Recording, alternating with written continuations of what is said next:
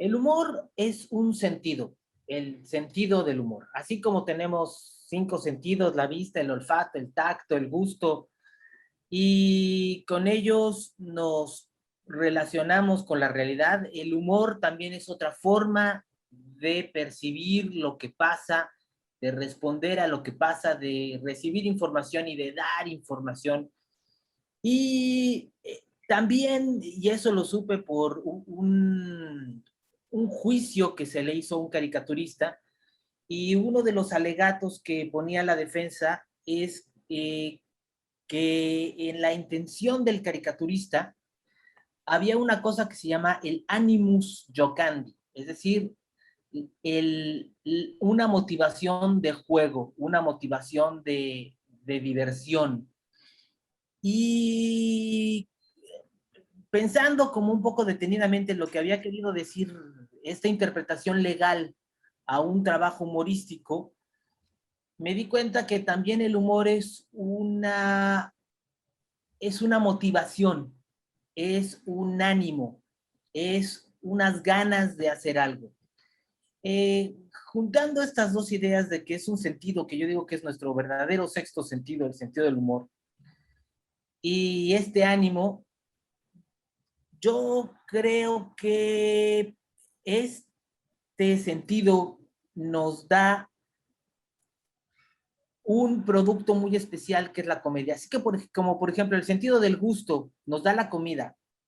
Y dentro de la comida tienes la comida española, la comida mexicana, la comida, los postres, en fin, toda una gama enorme de cosas. El sentido del humor nos da la comedia y dentro de la comedia tienes la parodia, el sarcasmo, la ironía, la farsa y el humor gráfico. Y un montón de otras producciones de Matías en donde se manifiesta este sentido y este ánimo, esta disposición, estas ganas de hacer algo porque queremos justo eso, hacer humor. Y es algo imprescindible, a diferencia de otros sentidos que compartimos con otros animales, nosotros somos los únicos que tenemos sentido del humor. Mira, el humor yo digo que no tiene límites. Lo que hay es el límite del humorista, es decir, tu capacidad de resolver bien cualquier tema o cualquier cosa que se tenga que decir, por más grotesca o fuerte que sea. Yo creo que siempre hay una forma de hacerlo bien y de hacerlo de una manera elegante, de una manera que en todos lados pase. Yo siempre pongo el ejemplo, hay una palabra que es tremendamente vulgar en México, y siempre pongo el ejemplo, y es una palabra que no se dice en ningún medio de comunicación porque es demasiado fuerte para los mexicanos. Te voy a poner el ejemplo de una copla yucateca, de una cosa que le llaman bomba, que son unos versos humorísticos que suelen hacer en la península de Yucatán, donde viene esta palabra, y en mi opinión es una forma sensacional de demostrar cómo sí se puede hacer esto y darle la vuelta a ese problema. Él habla de una boda, este verso, de una boda entre una muchacha que se llama Clara y un señor que se apellida Vergara. Y entonces la bomba dice: bomba, esta noche a las postreras, a su bella novia Clara, le introducirá Vergara las 2 sílabas primeras. La bomba dice claramente la palabra verga, que es imposible de decir en México, y lo dice elegante, triunfal, perfectamente. Y es una muestra de que sí es posible.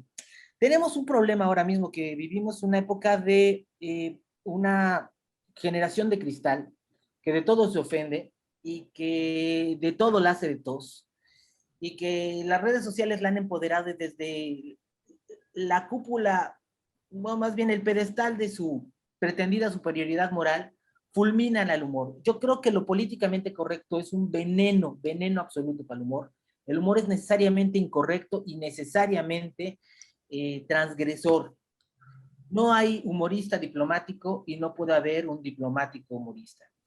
Son dos formas incompatibles, y eso sí puede fregar al humor o limitarlo mucho.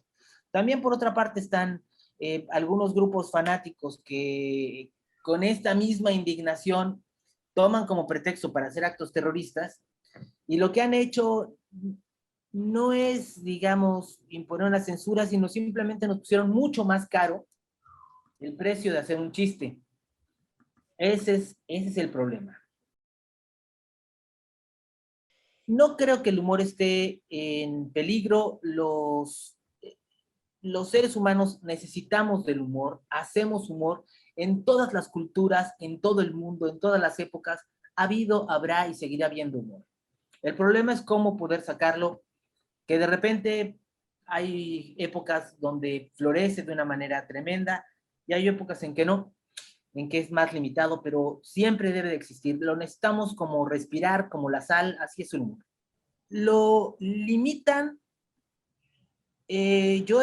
Por ejemplo, tenemos ahí el ejemplo de Charlie Hebdo, que muy toreros, no solo no se echaron para atrás, sino que todo lo contrario, dijeron así soy y qué, y viene peor, y no me vas a amedrentar. Tenemos otros casos de humoristas que, en mi opinión, han hecho lo que nunca debe de hacer un humorista después de haber sacado un cartón, que es disculparse por hacerlo. Ya, finalmente es un chiste, por Dios. En el peor de los casos, no se entendió, pero no pasa de ahí.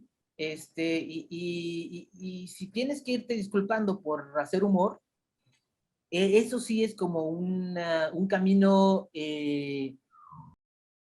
pues, fatal, porque ya la esencia incluso del humor se pierde.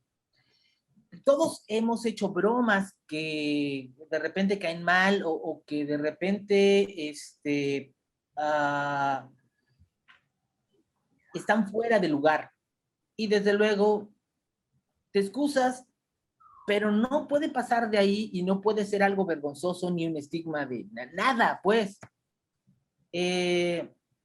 Y creo que los humoristas deben de entender que si ceden a la complacencia de lo políticamente correcto, destruyen la esencia del humor. Tú cuéntame un chiste, el que quieras va a tener una incorrección. Y cualquiera te va a poder agarrar de ahí y decir, es que te burlaste de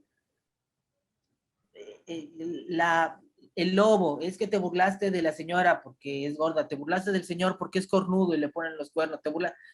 Así vas a terminar que no pudiendo hablar de nada. Y ha habido épocas en donde de cualquier manera que no se podía hablar de nada, había humor. Tienes el caso del maravilloso humor que hizo en la época de Franco, donde no podías hablar de nada, y sin embargo hubo estupendos ejemplos de humor donde se le daba la vuelta a todo. El humor siempre es como la humedad, siempre busca la manera de salir. Por más que lo tapen, por más que intenten opacarlo, va a brotar. Lo necesitamos y por eso va a fluir.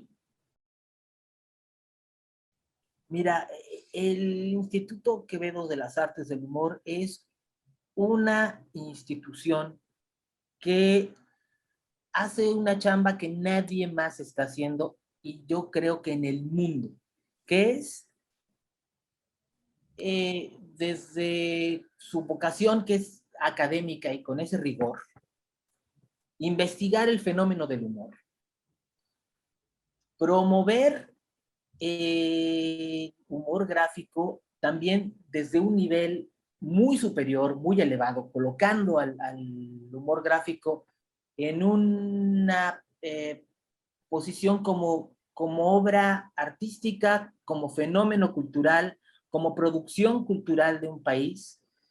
Y es algo que lamentablemente los humoristas gráficos no hacemos y luego a veces ni nos creemos.